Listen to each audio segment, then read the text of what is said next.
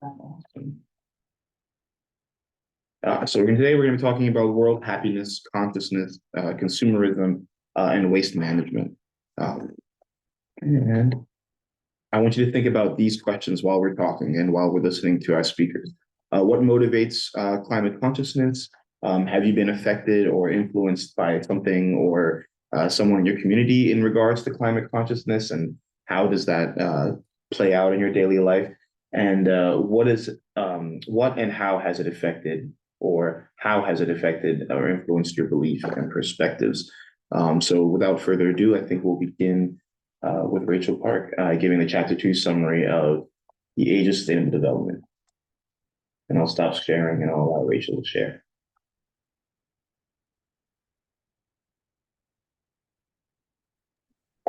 Okay, so hi everyone, my name is Rachel Park and welcome to a review of Chapter 2 of my Age of Sustainable Development, An Unequal World. So this chapter is going to be talking about how we measure inequality through various means, which includes economic and happiness levels all around the world. Now, before I start, it should be noted that sustainable development is considered on the basis of economic development, wide-based social inclusion, which basically just means easy access to necessary resources for all people, and environmental sustainability, where the current generation would be able to fulfill their own needs without depleting resources and opportunities for future generations. And in order to do so, the most necessary thing is good governance. And governments have the most power to create change through policies and requirements for people and corporations. And technology is the long-term driver for economic development because it allows for more efficiency in the market. Now, just to discuss the roadmap, this presentation is going to explain why the world we live in is such an unequal world and how we measure such inequalities when there's so many dimensions in which people experience them. So we're going to start off by learning about incomes around the world, move on to disparities in urban and rural areas, then talk about income inequality within countries. After, we're going to talk about how to measure well-being and wrap it up by learning about convergence or divergence. Then we're going to do a short summary. And with that said, let's get started. So starting off with incomes around the world, the way we typically consider the income of a country is typically through gross domestic product or GDP. GDP is the total production occurring within the geographic boundaries of a country, which is typically in a year. So for example, if a McDonald's in the US produced French fries, then the revenues would count towards US's GDP. However, GDP doesn't exactly measure the goods and services produced outside the country's bounds. So although McDonald's originated in America, the revenues of their franchises in other nations wouldn't really count towards US's GDP. However, some countries have greater populations than others. So it wouldn't be really fair to solely rely on GDP to determine how well off people are in general. Therefore, we also have GDP per capita, which is the GDP of a country divided by the population. Now, GDP and GDP per capita only measure the production and not the health or the education of a population. But nonetheless, this is a good way to determine the average income levels of citizens in a country. And with GDP per capita, we can split countries according to high income, middle income, and low income. The World Bank defines high income countries as countries with over $12,016 a year, middle income as between $1,035 and $12,615, and low income countries as less than $1,035 a year. So throughout the past couple of decades, globalization has really increased and people have been earning income from abroad. And although GDP per capita is the original measure in which we measure income, we also have the gross national income, or the GNI, which takes into account GDP and how much income people earn from abroad, which kind of makes it more of a true measure to account for income levels. So this graph makes it easy to visualize which countries are better off than others. And we can see that the low income nations, which are the red ones, are generally concentrated around the tropical African and South Asian regions. We call these countries the least developed countries, or LDCs. and they usually have many diseases, less access to education, and social instability. Many of these nations are also unable to trade with other countries, which really limits their opportunities for economic development. Okay, next, let's analyze the inequality between rural and urban regions. So in urban areas, people usually live in densely settled areas, so the population density is very high, and they typically work within the industry and service sectors. On the other hand, there's a very low population density in rural areas, and many people work in the agricultural sector. The income per person is also typically higher for those who live in urban areas, and this is usually because healthcare is less advanced and less accessible in rural areas due to their low population density, and people in urban and rural areas typically have different mindsets. So, for example, children are seen as workers in rural communities, but they're seen as expensive to care for in urban communities. And with that said, the fertility rates are much lower in urban areas. A trend that we typically see is that as a country becomes more economically developed, people tend to move towards urban life, and thus those working in the industry and service sectors increase, and people working in the agricultural sectors decrease.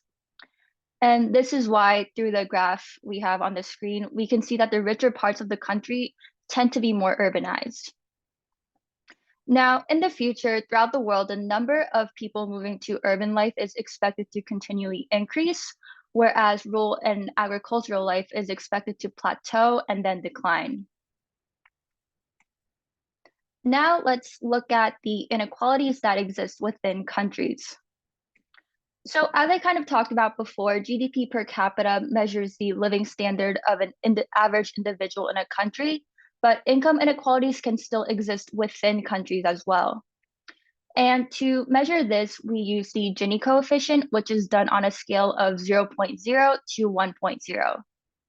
0.0 represents complete equality, and 1.0 represents complete inequality. When we're using this, 0.25 is typically seen as an equal country, and anything above 0.4 typically shows large amounts of inequality.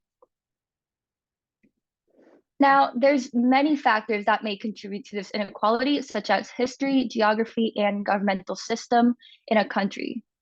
One of the most important factors is education, and young people who are able to obtain a higher education are also usually able to translate their higher education into higher income levels.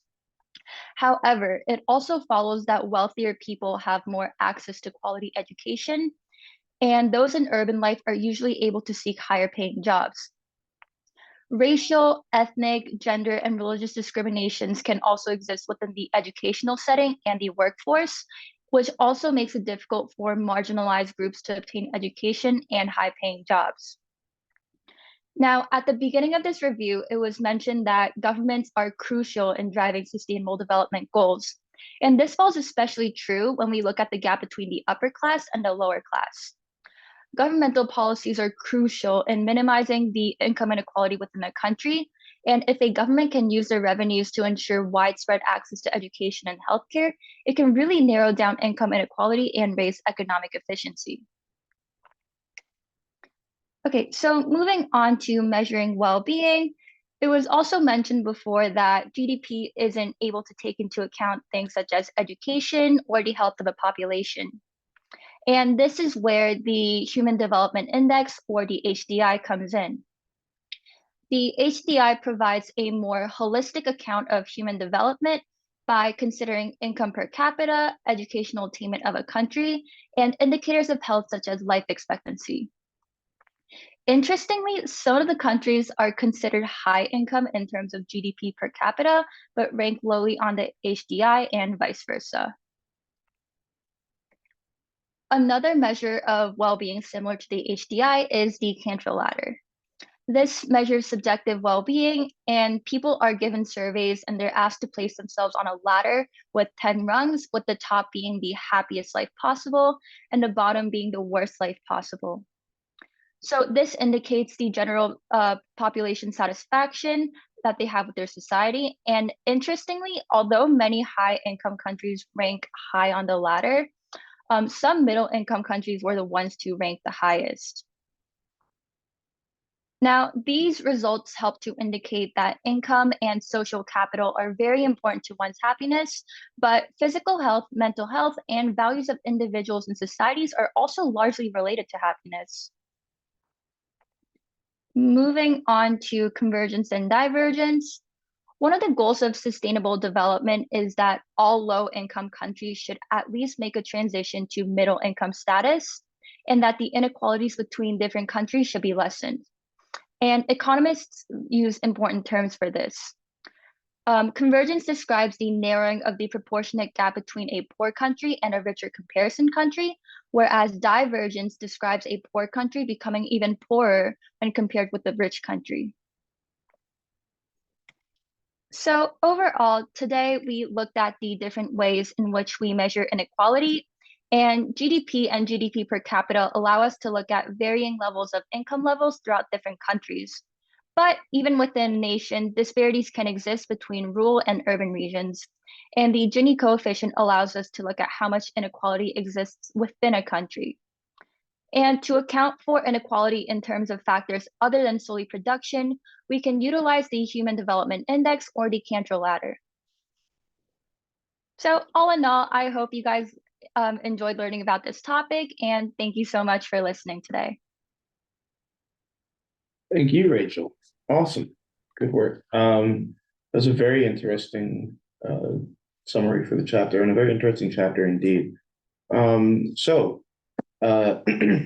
In order to keep with time, I'm going to quickly introduce Dr. Kinvara, and I will begin the slides as well.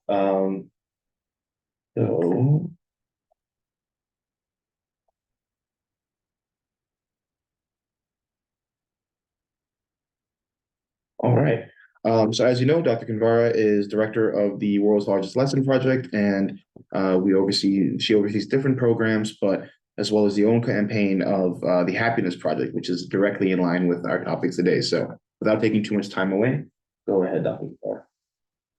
Thank you. Hi, everyone. My name's Kinvara, and I'm speaking to you today from a very rainy and cold UK, where I feel like I'm in my winter clothes. Unfortunately, Tim, I'm not quite a doctor, but I love that you keep addressing me as one. So I think I'll keep that. I'd love to be a doctor.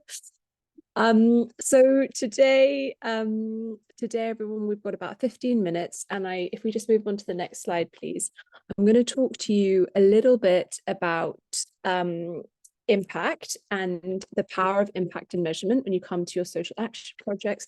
But also before we get to that, we're going to be looking a little bit about the power of your imagination and why you as young people have a unique role to play in taking social action and social change. And it's about your creativity. So if we move on to the next slide, please. I came across this quote from a guy called Eddie Dopu, who's an SDG advocate, and he describes activism as he says that another way that he views the word activism is from imagination, because it's about the idea of being able to envisage a world that doesn't yet exist. And I think that's what the job of an activist is to be able to create into being or create into existence a new world order that is really equitable, fair, and sustainable.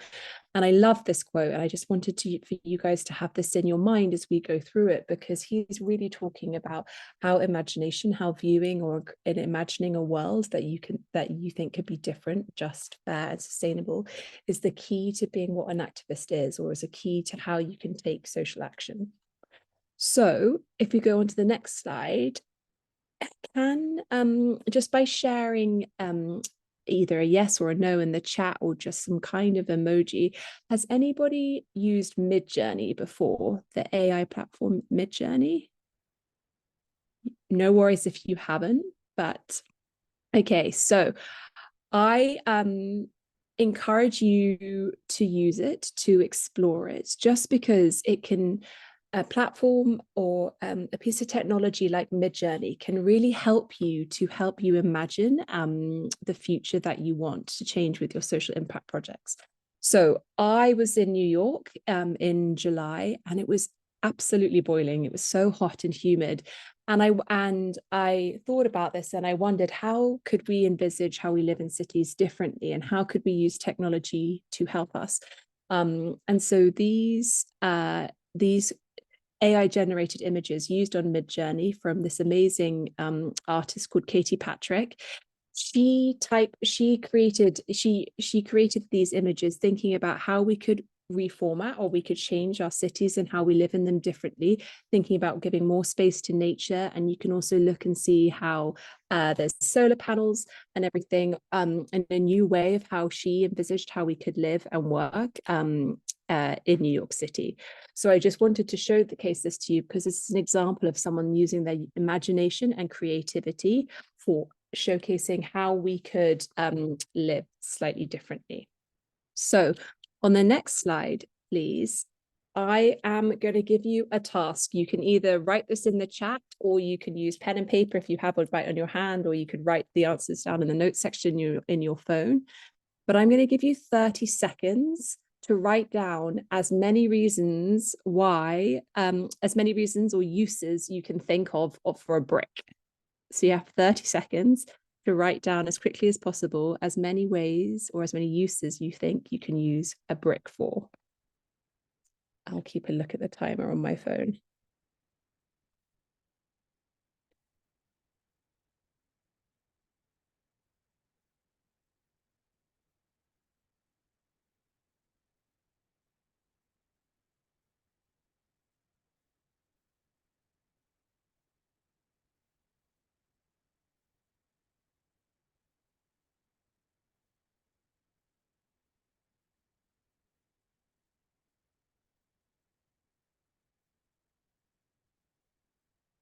Okay, that's 30 seconds up. You might be wondering why I have asked you to write as many ideas down as you can for how you think you could use a brick. I love this things coming through. Yes, Hayden, I think you definitely use it as a plate, building houses, chalk, melting, using it for breaking stuff, melting it down for art pieces. Love that.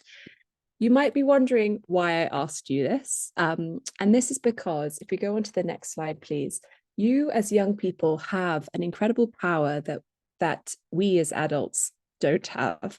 And that is you are actually more creative. You have more creative skills than we have as adults. This is off a study that was done by NASA in 2018, which found that at the age of 4 to 5 is the most creative you are as a young person. Then by the time you get down to an adult, being the average age, the study was done with age 31-year-olds, their creativity level went down by 2%. Was only at 2%. And this is because you guys as young people have an incredible power, and that is your creativity. And so I want you to hold that in your minds, hold that in your heads and hearts as you continue going through this journey on your summer school program, because you have a unique power that can be used to take action for your social impact projects that we don't have as adults. So moving forwards, please. I'd like to have this just in your heads, thinking about why might it be important to measure the impact of your action projects. There are many, many different reasons, but I'm going to talk through two in more detail now. Next slide, please. So we've talked a little bit about how imagination and creativity are needed and are your powers as young people, and how you can help take and develop social action projects. Now I'm going to look in a little bit more detail at examples of projects and talk a little bit about the impact and how people used data from those projects to talk about the impact and to share their stories. Because when you collect data about a social impact project, you can use it to not only change people's minds and behaviors, you can also use it for advocacy, but you can also use it to help you understand on what you could do better. So I'm going to talk you through two examples now. And so hopefully you will be inspired by these examples to think about how you could measure data to tell the impact of your social impacts of your social action projects that you are embarking on in this program. Next slide, please, Tim. So this is actually an art installation that we at Project Everyone did in London. It was called Forest for Change. I can share some more information about it if you're interested, but really, this is a historic building in London which does not allow trees to be planted in the courtyard because it says that it disrupts the proportion of the proportion of the buildings. And we thought, okay, no, we want to challenge that. So we created this art installation where we brought over 150 different trees into this courtyard in London. And we created an art installation in the circle of it, where we invited people to read and learn more about the UN Sustainable Development Goals, and then leave a voice message that recorded how they felt about that goal. If you go on to the next slide, please, you'll be able to see an illustration. This is what you were met with in the center of the art installation. And people were encouraged to walk around, read the pillars, read the information about the SDGs, and then also leave a voice message in each of the pillars. So we thought about, not only do we want to make this a beautiful art installation and get people talking about the goals, getting the people to understand what they are, but we also wanted to create some more long-lasting impact to this art installation. So if you go on to the next slide, we input air sensors all around the building, in the courtyard, and also in the forest itself. The installation and the trees were up for 1 month. They were up for the month of June 2021. And we looked at the air quality that was recorded. As you can see here, the strand is the word for the street that it was on, the courtyard and the forest. And then we saw a 14 to 15% decrease in the amount of nitrogen dioxide that was in the atmosphere. And that was because the trees were helping to clean the air, making it better air quality, which is bad air quality is a problem that we have in London. So we use this data that we collected to help us tell the story of this art installation, to say not only is it something beautiful that people learn about the goals, but that actually when you bring nature into a city space, you can actually increase the air quality for all the people in this and the citizens that live there. Thank you, Tim. Next slide. The next social impact project I'm going to tell you about is from this amazing guy called Sam Benchigib. He's the founder of something called the Sungai Watch. I'll share some links to some of the work that he's done, because he's really used data and the power of data for what he's collected to really showcase the story of his social action project. So if we go on to the next slide, please. So Sam lives on the island of Bali, which has a trash problem, in that lots of trash and plastic is found and located in its rivers all around Bali. So he set up an organization where he has placed trash river barriers in those rivers to collect the trash. But not only is he collecting the trash, if we move on to the next slide, please. He is also working with volunteers, members of the local community and other young people to collect all the trash, bag it, and then collect some data on it. So here you can see some photos of different volunteers and young people collecting the trash around Bali. If we move on to the next slide. So he has created an impact report for his project, which is incredibly thorough and has lots of detail in it. I'll share a link to it in the chat after this. And what he's done is he's noted down what kind of plastics he's finding in his trash barriers, and also categorized them by waste. And he's doing this because it's giving them a level of understanding about what the actual problem is around trash in Bali and where it's coming from. But also, and this is what I really like about it, if you move on to the next slide, he has been able to track which company is responsible for every single piece of trash that he has collected. So he's been able to advocate to these organizations, to these multilateral huge organizations, and say, I've been collecting trash in all of these different locations around Bali. I've categorized and I've used the data and categorized them for all the trash to understand who is the most guilty corporate who's participated in this, and then he's been able to rank them and showcase this. Now, this obviously provides compelling data and compelling impact, because it's encouraging companies to try to change and to try to install better practices, because obviously you don't want to be number one on this list. So if we go to the next slide, please.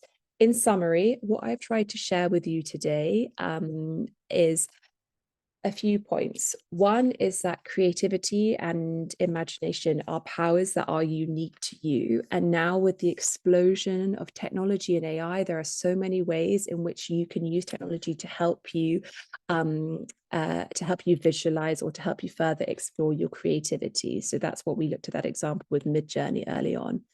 But also the challenge for you, and the challenges for you guys, as being highly engaged young people who are working on this summer program, thinking about how you can use the power of the SDGs, your knowledge of climate change, thinking about how you can also use that knowledge, your creativity and your imagination, as well as data, to showcase the impact of your social change projects. And so hopefully what I've been able to do today is give you a bit of an example of how you can do those things, and also a bit of a showcase of what other young people around the world are doing, and how they're using their creativity for change, and how they're advocating on what needs to happen. So thank you very much. And I'll drop a few links in the chat now if there are more things that if you'd like to find out some more information. Awesome. Thank you so much, Kinvara. Thank you. Sorry about the title mishap. No, love that. Love that. Awesome. All right. You mentioned that you had to hop off, unfortunately. So thank you again for everything. And well, we'll hope to see you again. And any questions anyone has, please put them in the chat. Be sure to pass them along, and any links as well. All right. So I'm going to quickly stop sharing my screen here. And I'm going to introduce someone who is making a great return, and we're very happy to have him. Jesse Thorson, who was previously a program manager here at the Center for Sustainable Development, and is now currently working as a sustainability and ESG strategist at Third Partners, where he helps organize organizations across different industries to tackle complex sustainability and business challenges. So without taking any of your thunder, Jesse, I'll swing it over to you.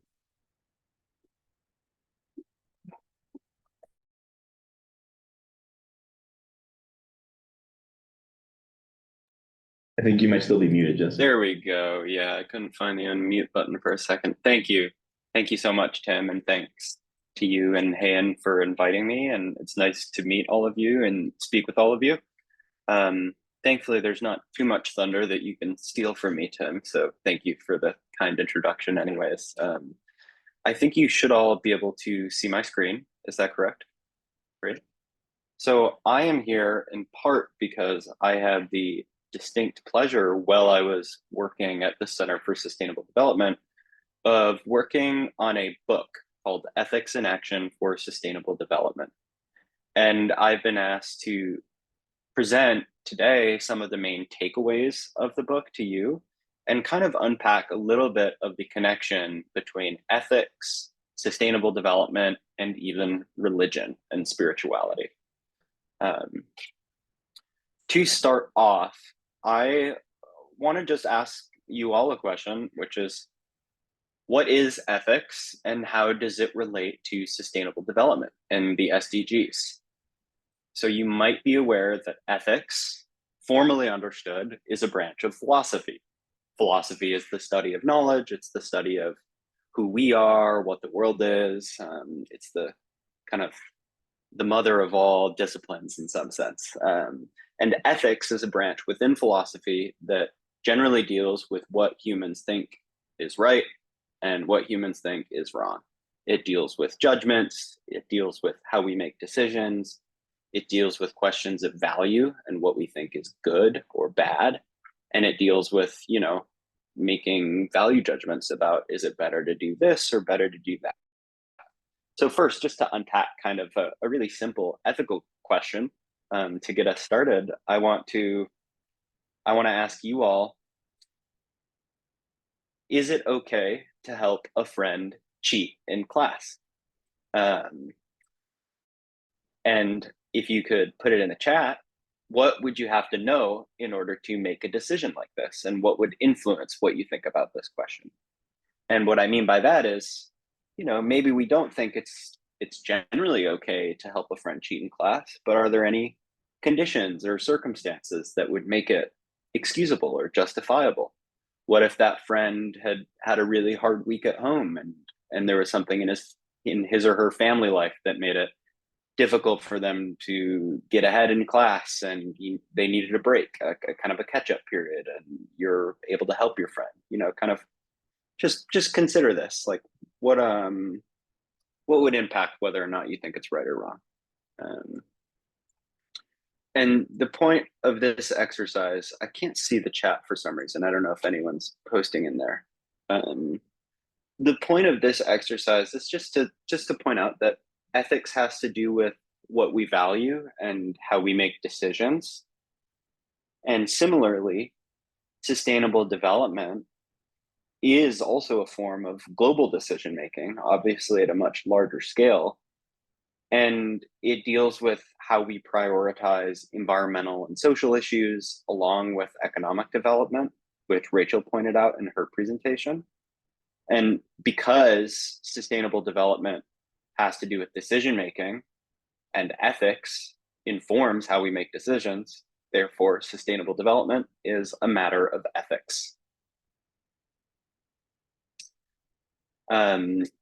So here is a book which I had the honor of co-editing. The context is as follows. In 2015, the international community adopted the 17 SDGs, and just a few months prior, Pope Francis published Laudato Si, which is an important Catholic document, which is written to Catholics, people of faith, and all humans, men and women of goodwill. And kind of, it's an exhortation to care for the environment, to become stewards of the earth. And it's motivated by way of religious and spiritual and ethical reasons. Now, the SDGs represent kind of what we value globally, what our aspirations are in terms of helping out others, helping the planet, protecting the planet and others. And they kind of serve as a criteria or a guide of sorts for international decision making. And it's imperfect, but that's the purpose that it's supposed to serve. So in the context of the SDGs being published and this important religious document coming out in 2015, Professor Jeffrey Sachs and Marcelo Sanchez Sorondo, who is the Chancellor of the Pontifical Academy, started an initiative, which was a 3-year project to bring together religious leaders, philosophers, and practitioners from a whole bunch of different academic and development disciplines to talk about the concept of sustainable development and to discern whether or not there was a moral consensus between all the participants on the values and ethical ideals that are represented or embedded within the 17 Sustainable Development Goals. We know that religions and cultures and different secular ethical traditions, have a lot of differences, but is there some kind of largest common denominator between what these different viewpoints bring to the table when it comes to the SDGs and the 2030 agenda? So I just want to quickly highlight 3 main takeaways from our book. The first has to do with the good news, which is yes, major religions and ethical traditions to a certain extent do share a vision of the common good and the SDGs. The second takeaway is that religious traditions and communities do offer us important resources for helping to advance sustainable development. This takes the form of what my friend and philosopher Owen Flanagan and others call moral capital, but they also have practical social resources for helping to achieve sustainability. And the third takeaway, and kind of a consensus of the group in the project and in the book itself, is that the intentional cultivation of virtues or values is necessary for achieving sustainable development. So I'll unpack these a little more specifically. The first point, the major religions and secular ethical traditions do see their own values and ethical ideals embedded within the SDGs, and they share a vision of the common good. Let's flesh this out a little more. So generally speaking, the world's largest religious traditions generally recognize some form of universal human dignity, meaning all humans are worthy of respect and have value, intrinsic value, that doesn't depend on what they do or who they are. They generally recognize in some form that life is a gift that can be received, meaning we're not responsible for the fact that we exist in the universe. It kind of was not our doing that we were born into the world wherever we are. Third, all of creation in spiritual terms, or the world, the cosmos, the universe, is interconnected, and every part of it is valuable because it's all interconnected. And finally, of course, all these traditions generally see to some extent that humans are imperfect, that there is either brokenness in the Judeo-Christian kind of genealogy of traditions. There is a view of sin, there's a view of human frailty, etc. So that's kind of what the religions, speaking simplistically, agree upon. And there's some kind of there's some implications from that have to do with the Sustainable Development Goals. They share the same ethical ideals, which include, one, the belief that all humans have rights, including the right to have basic economic needs met. Two, they agree that compassion, mercy, and service to others, especially the poor and the least well off, are of the highest value and are some of the most important activities we can participate in. Three, that we should respect the environment and treat it well, and stewardship is an important concept here. And fourth, through practice, we can and should become better versions of ourselves, who care more about the environment, about social justice, and about economic well-being for everybody on the planet. So that's the first takeaway. Yes, there is some common understanding of the ethics within the SDGs amongst major religious traditions. The second is that religious communities and spiritual traditions offer these important resources for advancing sustainability. What are these resources? Well, first is what we can call moral capital, which is basically the kind of rituals, practices, and ideas, philosophical and theological ideas that basically help religious adherents to become better humans. So components of like the moral capital that religious traditions contain can include what are called wisdom traditions, which have scriptures and sacred texts, and these texts are considered authoritative for life and conduct. And that means that people can kind of quote and cite these texts as grounds for justifying, why you should or should not do something.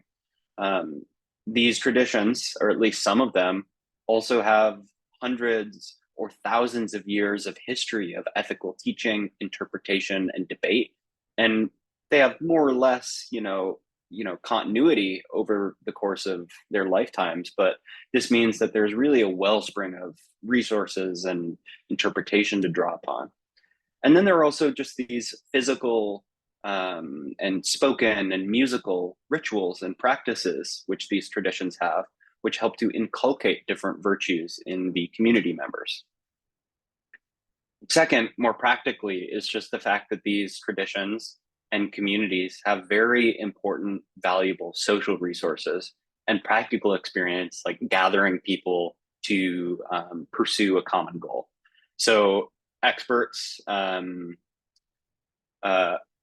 Vendley and Jeffrey Sachs have pointed out that religious leaders, or communities rather, are frequently experts in multi-stakeholder engagement. What does that mean in plain terms? They're good at putting together a bunch of very different people in a room and figuring out some common plan of attack on a commonly held goal, or maybe they disagree, but they're brought together in the same room to see if there are any points of agreement and kind of collaboration that can be achieved. Religious communities and networks are very tightly embedded in local communities, which is seen as a strategic point for achieving different parts of the 2030 agenda. They also kind of exist within and help to create strong networks of social trust, which is important for achieving buy-in and consensus on some of the goals of sustainable development. And finally, religious traditions are already engaged in direct service provision, meaning whether it's the Catholic Church, whether it's Jewish groups, Islamic groups, Buddhist groups, Hindu groups, these groups are engaged in providing education, in providing social services, and even development aid directly to, populations all over the world, in both the developed world and the developing world. So religious communities and spiritual traditions offer important resources for achieving sustainable development. It's also worth pointing out that, at least as of the last estimate, 84% of the world has some sort of religious affiliation, including both kids and adults. So that's just to point out the fact that religion, it's no jump from there to the perspective that religion may have some role to play in achieving a global development agenda. Finally, the intentional cultivation of virtues and values is required if we are to integrate our moral and ethical aspirations in our political and economic life. So this is where we get a little heady, but this is where a lot of the participants in the Ethics in Action initiative agreed that a specific school of philosophy called virtue ethics is important for dealing with some of the problems we're talking about. So virtue ethics has to do with basically the fact that becoming either a better person or a good person, or becoming more ethical or more environmentally friendly, for instance, becoming virtuous requires practice, training, conversation, and self-reflection. I can't just think myself towards becoming a more environmentally conscious consumer or someone who treats others more fairly or more justly. It's something that we all have to work on intentionally. It takes participation in communities with other people who share the same goals. And this is something that religious communities are obviously experts in, but it's not something that only religious communities do. Schools do this, shared interest clubs do this. And the idea is that at the individual level, at the corporate level, and at the community or town level, we need to train and teach ways of being in the world that are aligned with what we want to achieve in the environmental dimension, in the economic dimension, and in the social dimension of sustainable development. So I think we'll leave that there. And just as one bonus takeaway, I wanted to share that for me personally, a highlight here was that 3 years of sustained dialogue between people with dramatically different backgrounds, whether religious, cultural, or intellectual, these 3 years generated really meaningful, special friendships for people from these different backgrounds, myself included. So I will end there and happy to take any questions. I'll also look in the chat now to see if anyone said anything.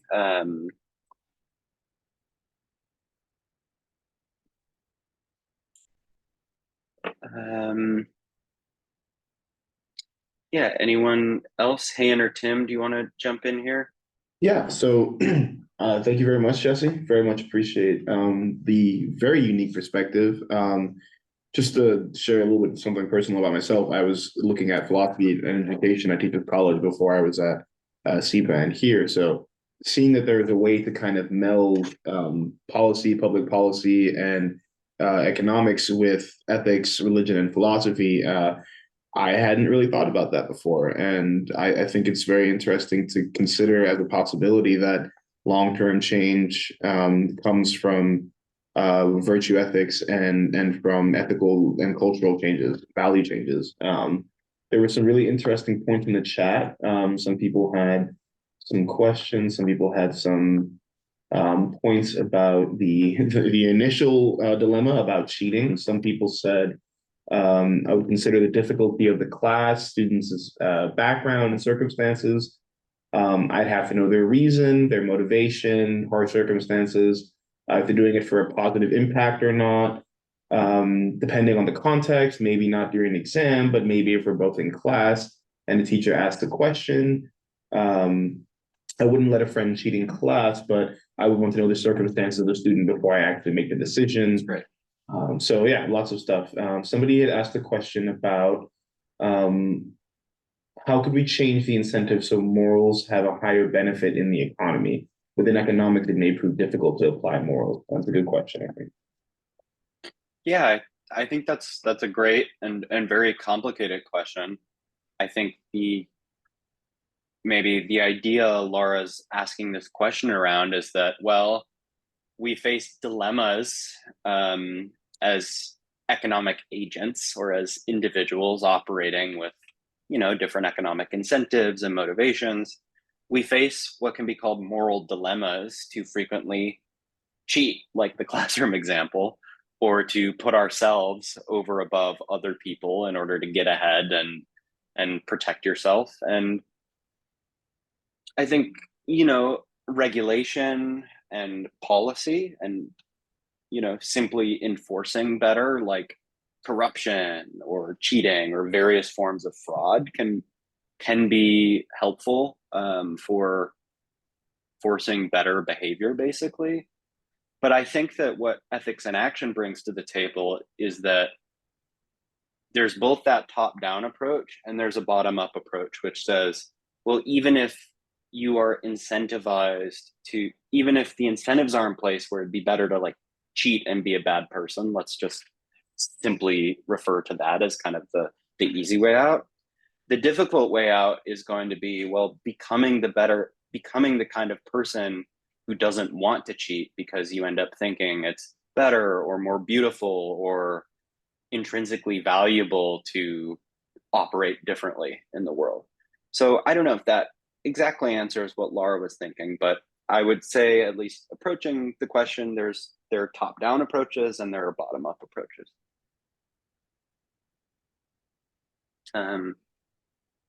Sina, or yeah, go ahead, Hayne. No, it's Jesse. Thank you so much for this really thought-provoking presentation. It really gets me thinking every time you talk about this book and reference to the book. And I just wanted to second what you said about it is almost like you have to, I'm not saying incentives should be ignored. They are so important to motivate different behavior. But, what you said in your presentation about the practice of it, the practice of it gets at something else, right? You're doing the practice, and there's also a bigger notion of, the collective good, for example, being a greater benefit than a benefit for a company. So I think inherent in this discussion is some type of a paradigm shift in how we're viewing benefits, right? That is not about just individuals, but also the collective good and what is good just for being good, not compared to anything else or not as an incentive. So I think you raised a really important point there. So thank you for that. Yeah, you're very welcome. It's such a fascinating and complicated area of conversation. I would just add, from my perspective, with the work I'm doing now in sustainability consulting, a lot of conversations we have with clients and with colleagues is around, taking the financial perspective to complicated business decisions, but then unpacking them in ways where fundamentally the kinds of choices that businesses have to make about their climate impact, about their broader environmental impact or social impact, we refer to them as values-based decision-making. So we're frequently helping organizations to, determine what their values are. And this is the a result of a combination of factors being like what the employees think, what the CEO thinks, what the owner thinks, what country they operate in, like what business challenges they face, and then applying those values to the decisions they have to make. And unfortunately, there are almost always trade-offs involved, and you have to decide which values are most important. And that then comes back full circle, and then it's a form of ethics again, and a form of values discernment and judgment.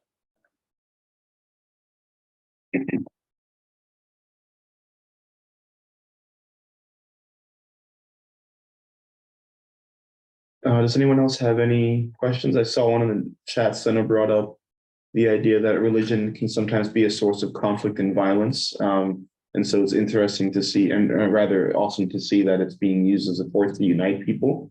And then Bernice followed up with the question about, or the point about the 3-year project. I was wondering if you wanted to talk a little bit more about that, Jesse, and what it looked like, and maybe in your experience, if there is an example of when religion was causing conflict and then it was used maybe to unite. Yeah, I mean, it's a great point. I think that, so I come from the perspective of someone who grew up in a Protestant Christian background, and I would only really dare to speak about my own tradition, but the Protestant tradition has, you know, a really mixed history of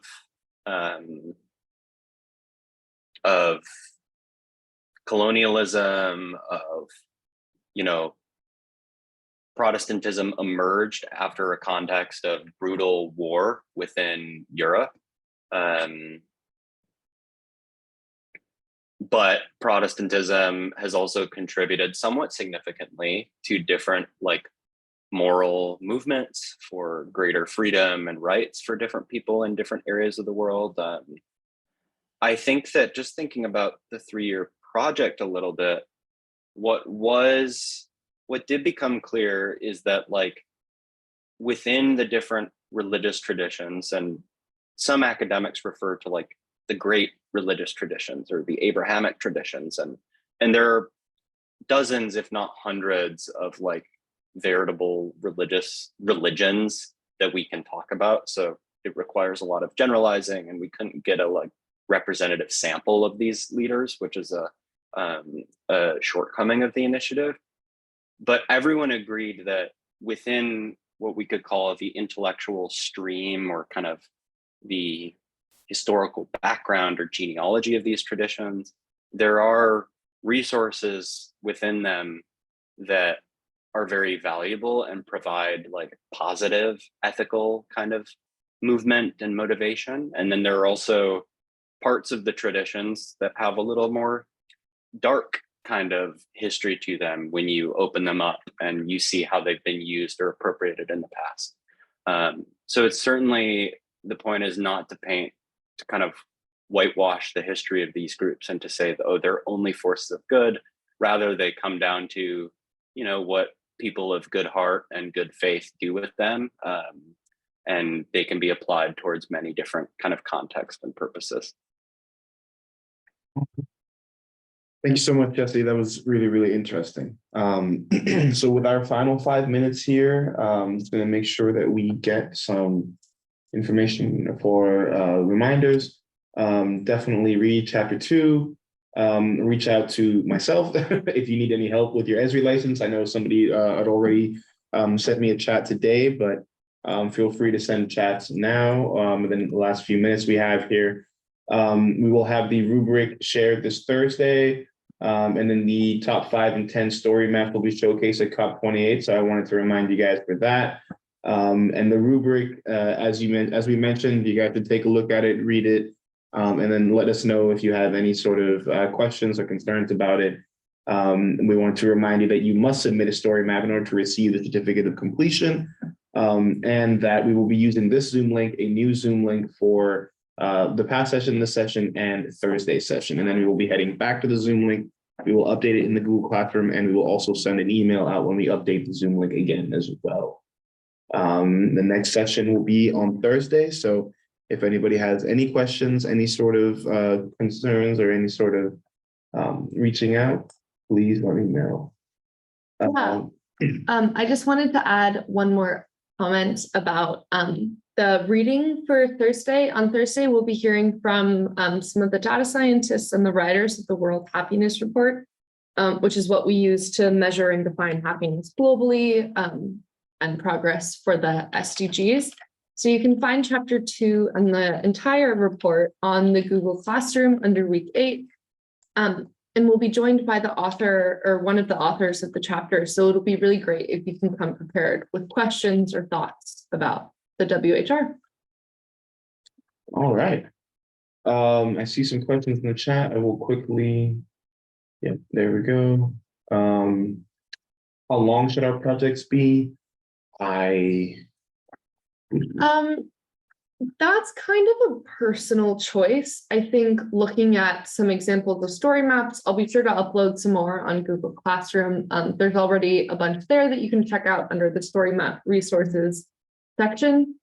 I think as long as you're including interesting information and you're really tackling your issue and your topic in depth, the length isn't as, like, there's no clear defined length for a story map. Yeah, but if you have, if you want to use the references as you mentioned for other examples for what a good time might be, then for sure stick to that. All right. Anybody else have any other questions? Thanks for participating today. Thanks for coming by. We'll see you on Thursday. Feel free to reach out, and I'll be in contact with at least one of you. So, all right. Thanks, everyone. Thank you, guys.